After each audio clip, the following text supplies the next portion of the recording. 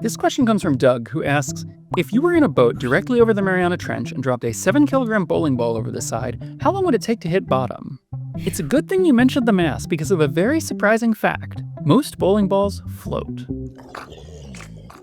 Bowling balls all have about the same volume, so they all displace the same amount of seawater, 12.13 pounds, or about 5.5 kilograms. But the weights of the balls themselves vary substantially, from as little as 6 pounds to a maximum of 16. Only the balls that weigh more than 12.13 pounds will sink.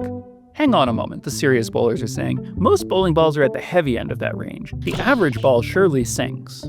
This is definitely true for serious bowlers, but for the overall population, it might be better to define the average ball using the distribution of ball weights you might find at the rack at the local bowling alley. So I sifted through a bunch of online photos taken at bowling alleys and tallied up the weights visible on the balls. The average was 10.5 pounds. For most people, the average bowling ball they picked up in their lives probably floats. If nothing else, this makes the popular simile "sank like a bowling ball" seem a little poorly chosen. But Doug's bowling ball is 7 kilograms, or 15.5 pounds, making it plenty heavy enough to sink in the ocean. How fast will it fall? The speed of a bowling ball falling through water is driven by both the drag equation and the ball's apparent weight. For Doug's bowling ball, the terminal velocity will be roughly 1.3 meters per second. The Mariana Trench is 11 kilometers deep, so the ball will take about 2 hours and 20 minutes to reach the bottom. A 13-pound bowling ball, which is much closer to neutrally buoyant in seawater, would take over 4.5 hours to reach the bottom. On the other hand, a bowling ball made of solid iron would reach the bottom in half an hour.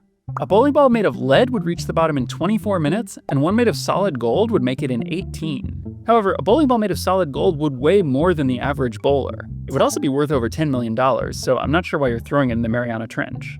A bowling ball made of solid osmium, the heaviest naturally occurring element, would weigh over 250 pounds and could sink to the bottom of the Mariana Trench in just 16 minutes. But what if the bowling ball you were using was the average 10.5-pound bowling ball? Then the ball would never reach the bottom. Instead, it would float sideways along with the currents. We can track what course it would take using the Plastic Adrift ocean plastic tracking tool. The bowling ball would first drift west past the Philippines, then probably north along the coast of China, turning right at Japan and heading out across the Pacific. 3.5 years later, it would approach California. Most likely, it would follow the coast for a little while and then become swept up in the Great Pacific Garbage Patch. However, it's possible that it would be swept up on shore instead. If, during those 3 years, Doug took his boat from the Mariana Islands to Los Angeles, found a nice sheltered cove, and set up 10 carefully weighted bowling pins just below the surface, then there is a tiny, tiny, tiny chance that he could succeed in bowling the single most improbable strike of all time.